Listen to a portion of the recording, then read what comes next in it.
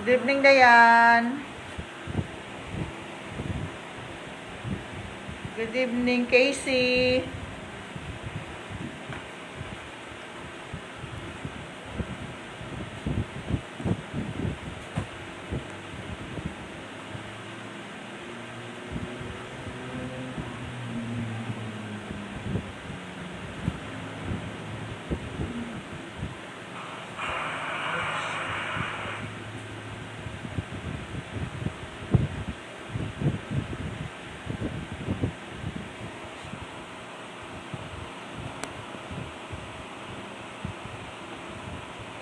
Good evening, Rona Joy.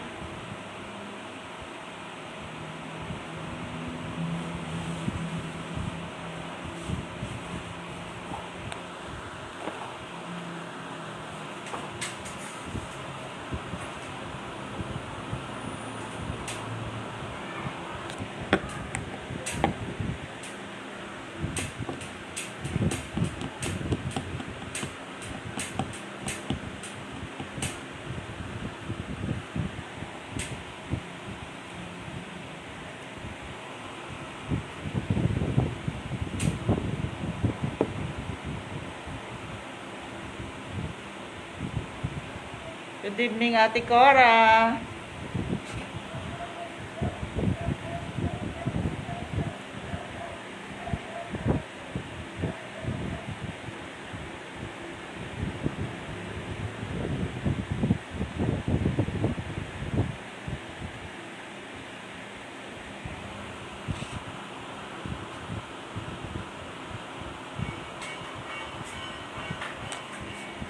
Mukhang nakatulog yung ating taga-Kalembang.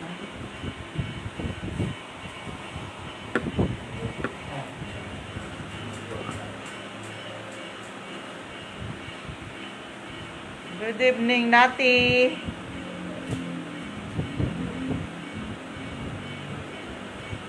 Good evening, Susie.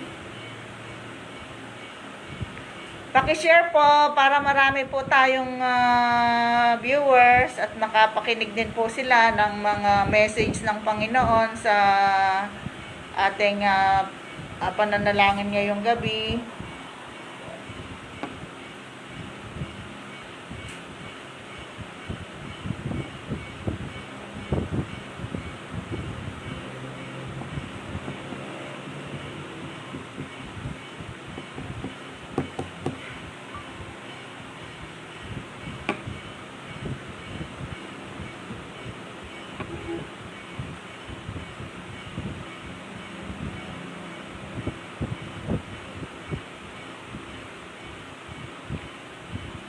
Good evening po, Consilus. Paki-share po natin.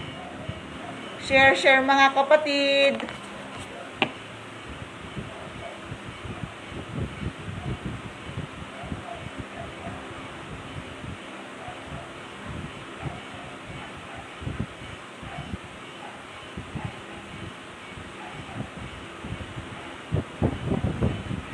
Magandang gabi, Ate Christy.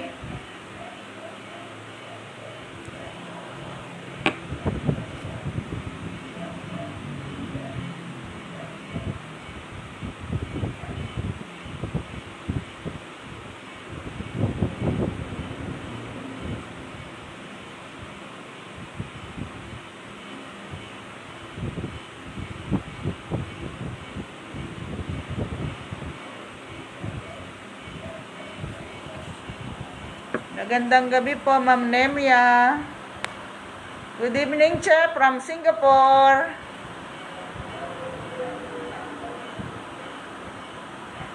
Ate Mele, magandang gabi.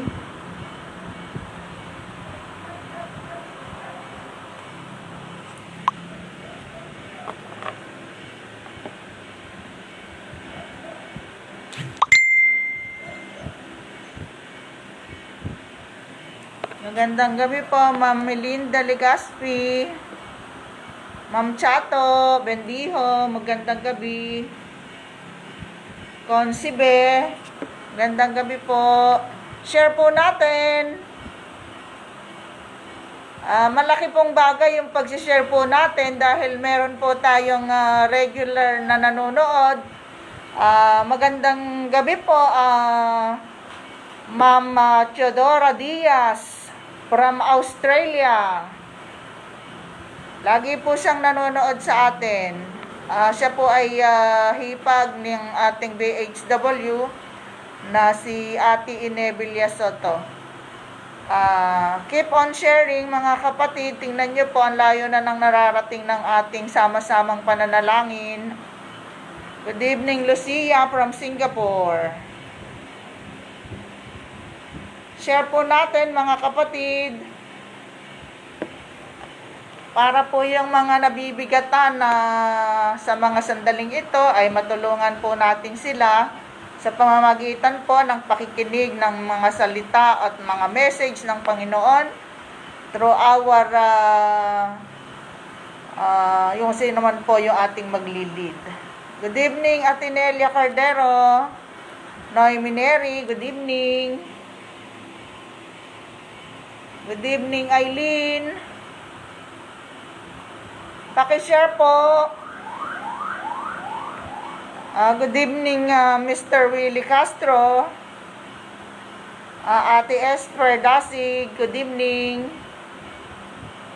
Share po natin.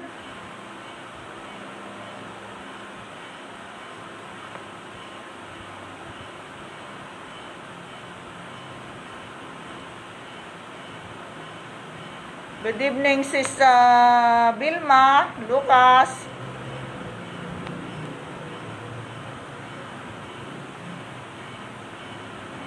Share po natin para po yung iba po na mga kaibigan po natin na baka may suliranin po ay atin po silang matulungan sa pamamagitan po ng ating mga sama-samang pananalangin at makapakinig po sila at the same time ng message po ng Panginoon para sa atin sa gabing ito. Thank you for sharing mga kapatid. Keep on sharing po. Magandang gabi po, Pastor Shari Soriano.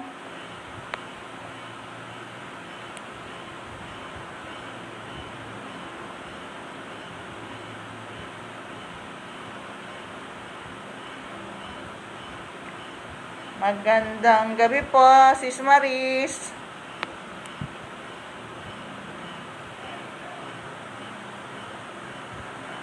Maria Kakausilaw is also watching with us.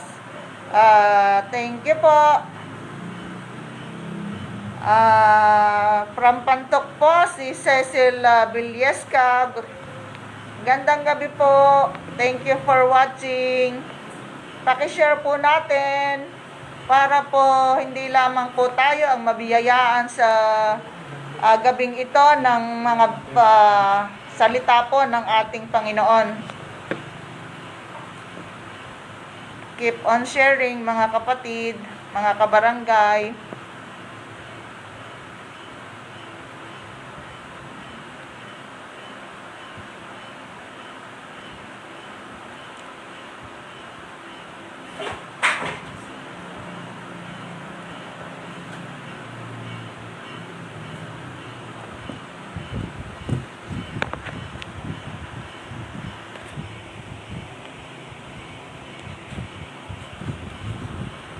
Saan si Romeo?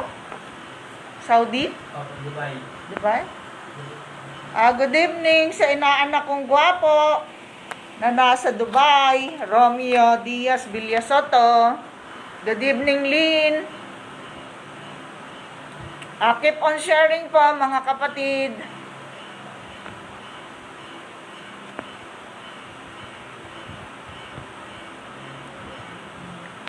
Sis Marita Nagong, magandang gabi. 25, 30, 28, set.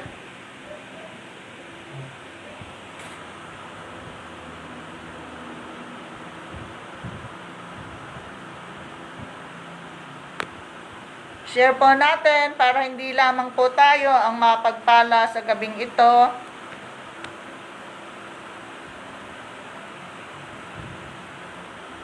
Magandang gabi po, Bro Albert.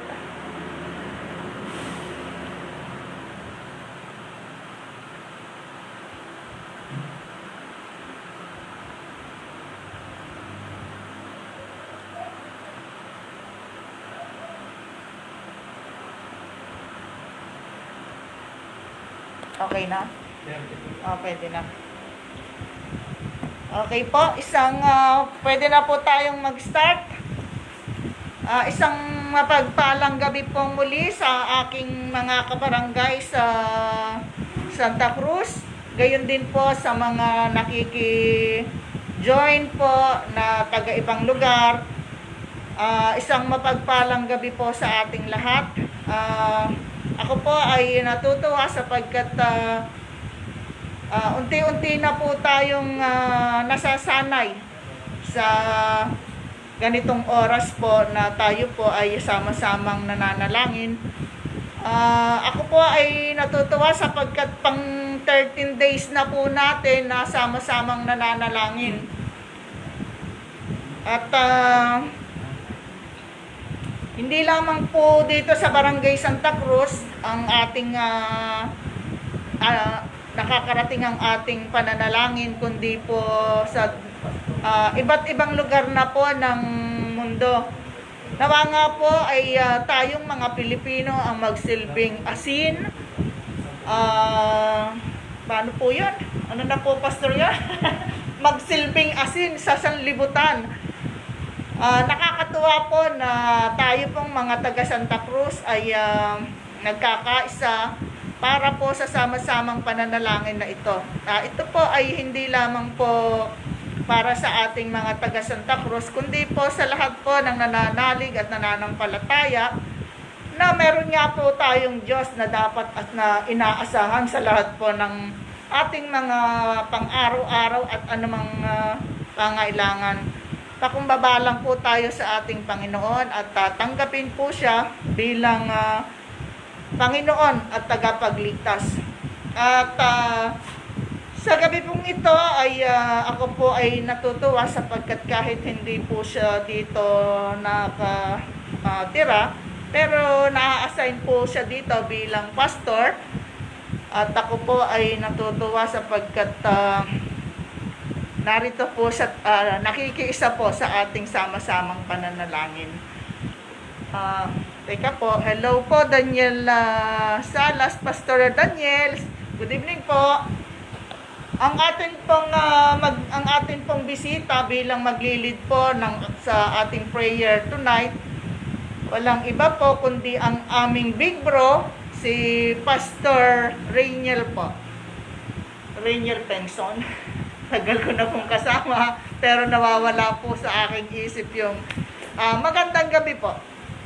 Pastor, dito po kayo.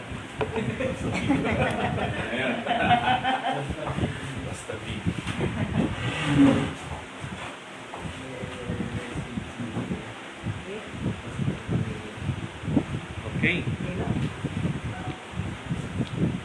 Pwede na po ako mag-start. Okay, magandang gabi po. Magandang gabi po sa ating lahat, ano?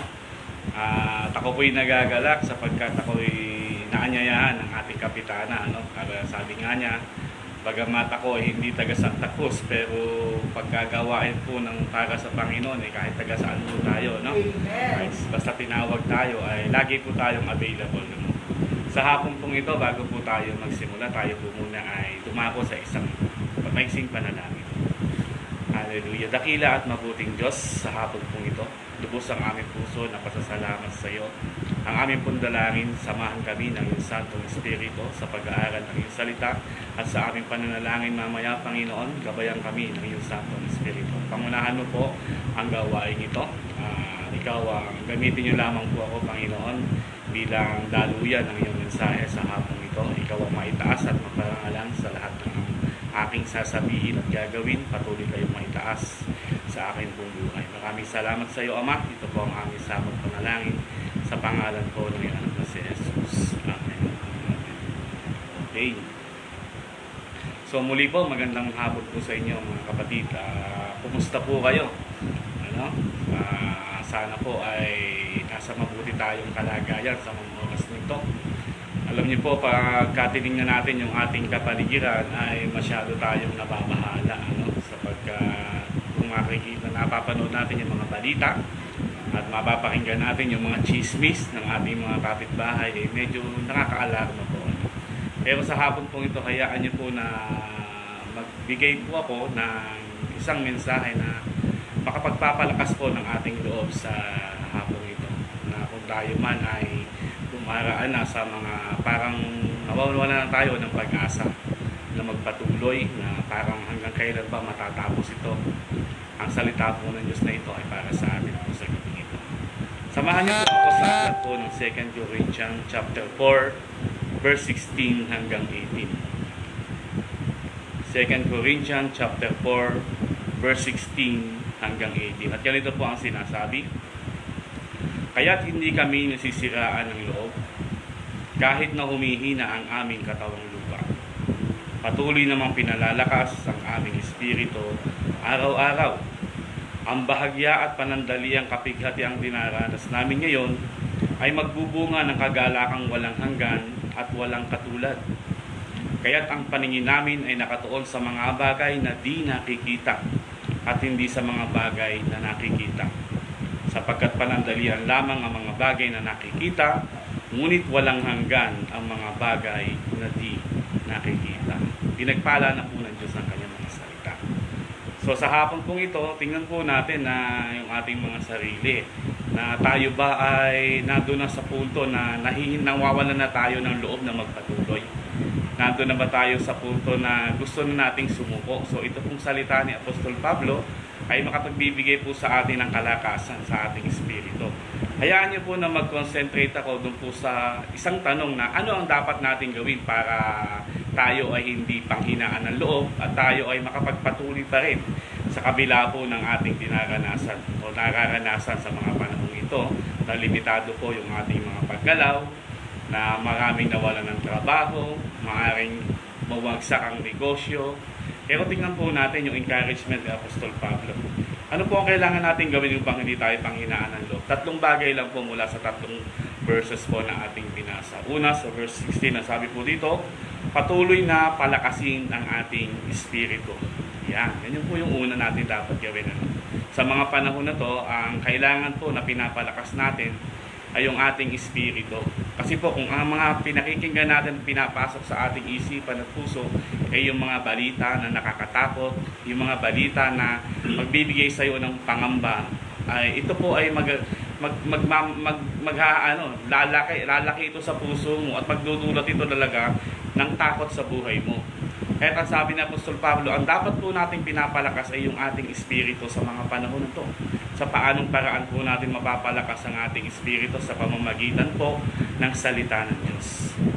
Kaya itong ganitong gawain po na pinangunahan po ng ating kapitana ay napakaganda, no?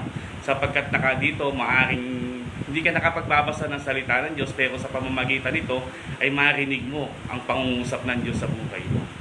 Na sinasabi niya ay dapat ikaw ay pinipid mo yung puso mo at isip mo ng salita ng Diyos. Sa mga panahon na to, ano ba yung mga pangako ng Diyos na ibinibigay niya sa iyo? Ano ba yung pangako ng Diyos sa iyo? Sa panahon na to, nasabi niya na ano man ang pagdaanan mo, hindi kita iiwan at hindi kita pababayaan. Kasama po natin ang Diyos sa laban na to. Hindi po tayo nag-iisa at lagi nating tatandaan na nariyan lang ang Diyos. Ang hinihingi lang po niya sa atin ay yung kausapin natin siya sa ganitong pamamaraan, sa pamamagitan po ng pananalangin sa pagbasa ng salita ng Diyos.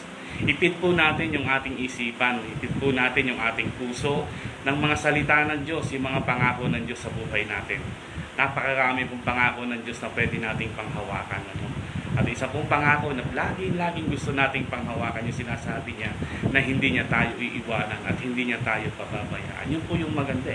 May security tayo doon sa pangako na yun dahil ang Diyos ang nangako. Pero kung tao po ang nangako, medyo mag-aalangan ka sa kakayanan ng tao. Pero pag ang Diyos ang nangako, ay sigurado po yun. Pwede nating pagtiwalaan. Pangalawa po, tingnan po natin yung sinasabi dito. Isipin natin na ang kapighatiang ito ay panandalian lamang. Yun po yung pangalawa. Ang una, patuloy na palakasin natin yung ating espiritu. At yung pangalawa, isipin daw po natin na ang kapighatian ito, yung dinaranas natin ito na pandemic ay panandalian lamang. At pagkatapos nito ay may magbubunga ito ng kagalakang walang hanggan. Bakit? Sapagkat ang Diyos pa rin po ang kikilos sa ating buhay.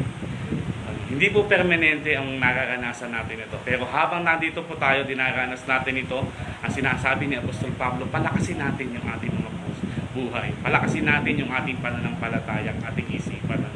Na pagtiwalaan natin na ito ay panandalian lamang. Hindi po ito magtatagal, bagamat hindi natin alam kung hanggang kailan, pero isa ang sinasabi ni Apostol Pablo na encouragement sa atin. Ito ay panandalian lamang. At pagkatapos ito, magbubunga ito ng kagalakang walang hanggan. Pangatlo po, tingnan po natin sinasabi. Ang sabi po sa pangatlo, sa verse 18, ituon daw po natin yung ating paningin sa mga bagay na hindi nakikita. Yan, Yun po yung kabilin-bilinan ni Apostol Pablo, sapagkat kung titingnan po natin, kung ibabase po natin yung ating buhay sa mga bagay na nakikita at naririnig natin, talaga pong panghihinaan tayo ng loob. Lalo na sa mga sitwasyon ngayon.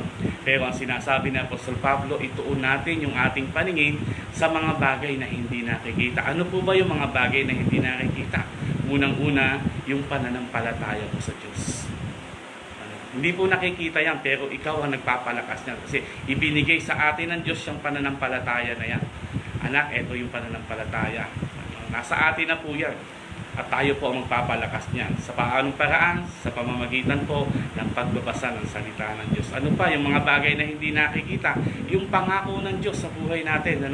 Bagamat hindi natin alam kung ano pa yung mga pwedeng mangyari, kung anong variant pa ang pwedeng lumabas, pero ang Diyos ang nangako sa atin. Nasasamahan niya tayo sa labanan. Nangako siya na hindi niya tayo pababayaan. Ano pa po? Yung pag-ibig, yung pag-asa.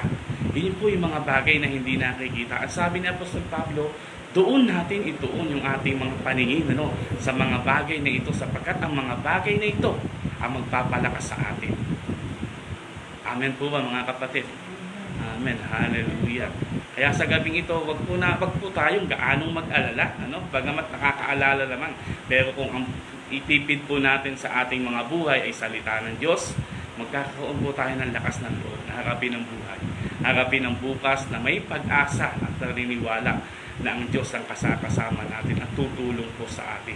Amen po mga kapatid. Kaya wag po natin kalilimutan yung tatlong bagay na yon na paalala ni Apostol Pablo sa atin. Una, palakasin po natin yung ating espiritu sa pamamagitan po ng pagbabasa ng Diyos. Pangalawa, isipin po natin na ang bagay na ito ay panandalian lamang at hindi magtatagal. Pangatlo, ituon natin yung ating paningin sa mga bagay na hindi nakikita. At pag ginawa po natin yun, magkakaroon tayo ng panibagong sigla at panibagong pag-asa sa buhay natin. Amen po mga kapatid.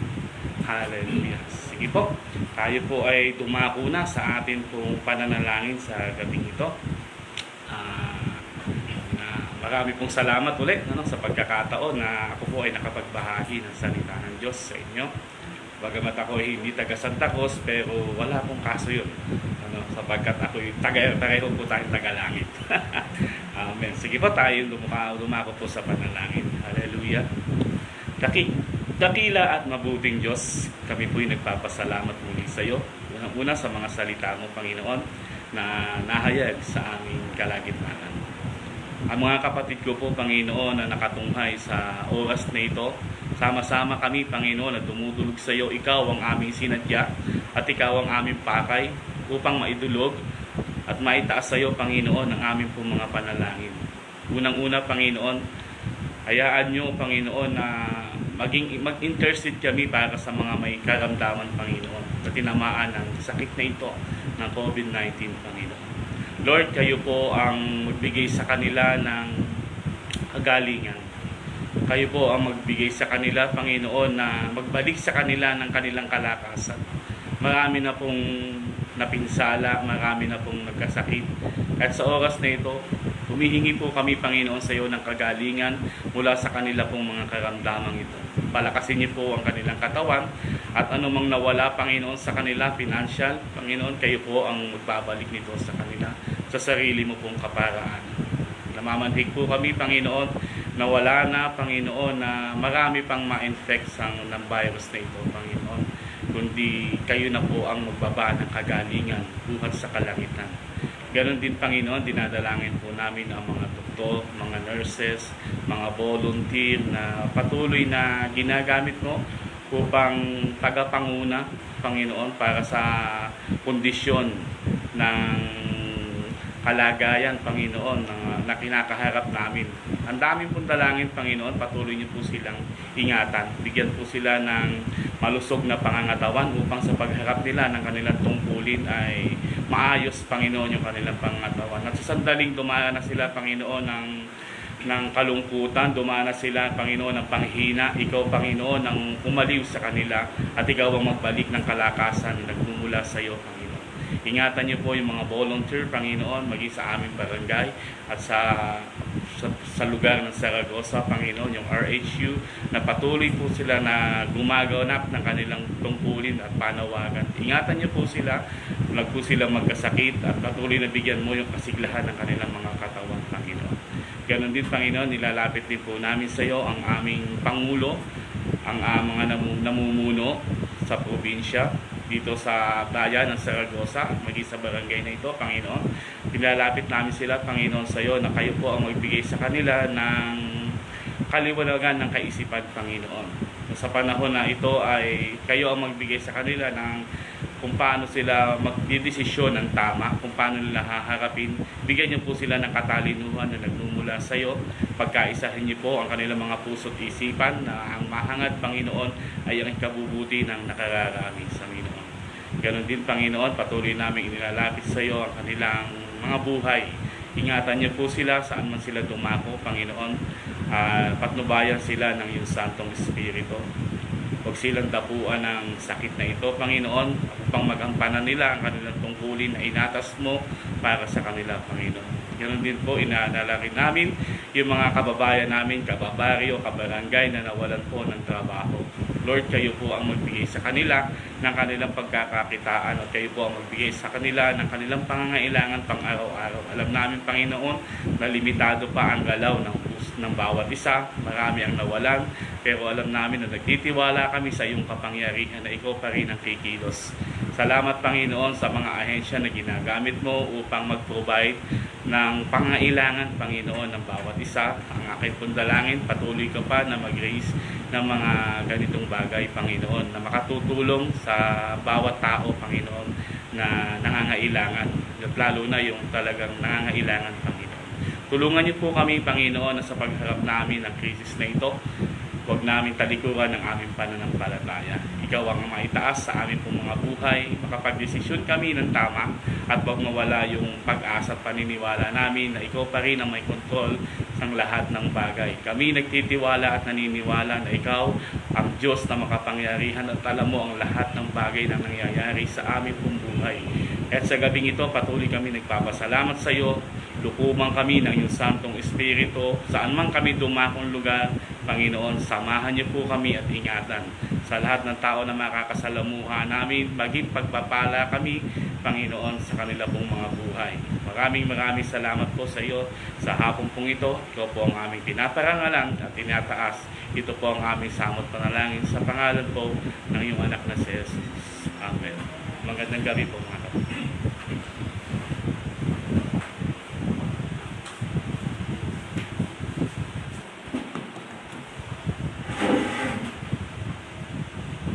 Maraming salamat po, Pastor Big Bro ng Church on the Rock International Ministry.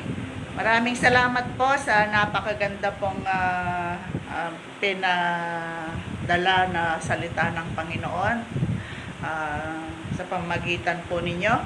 At nawa po ang atin pong pananalig at pananampalataya sa ating Panginoon ay wag nga po tayong bibitiw. Yan po ang ating isang sandata para po natin malampasan ang panahon po na ito. Magandang gabi po sa aking mga kabarangay. At ngayong pong araw na ito ay ipinagdiriwang po ang kapistahan ng ni Apo Cruz ng Barangay Santa Cruz. Bagamat pandemya po, alam ko po na marami po sa aking mga kabarangay na nagnanais po na makapunta man lamang po dito sa ating church ng Katoliko.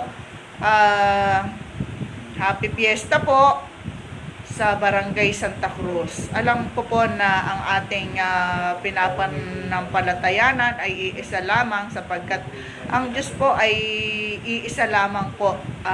Naniniwala lang po tayo na ay kanya-kanya lamang po tayo ng pananalig at paniniwala. Subalit ang atin pong sinasamba ay talaga pong iisang Diyos lamang. Salamat pong muli kay Pastor Rainier Pengson sa kanya pong isinyer sa atin na salita ng ating Panginoon.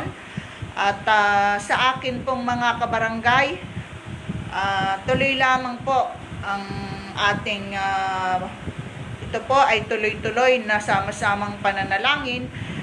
Muli po, ini-encourage ko po kayo na isama po natin ang ating maliliit na anak, sapagkat mas mainam po ang ganito na sila po ay makarinig ng mga salita ng ating Panginoon. Mas importante po ito kahit na anumang mga gadget na ating ibinibigay sa ating mga anak. Muli po, with God all things are possible. Isang mapagpalang gabi po sa ating lahat. God bless Santa Cruz. God bless Philippines. Maraming salamat po.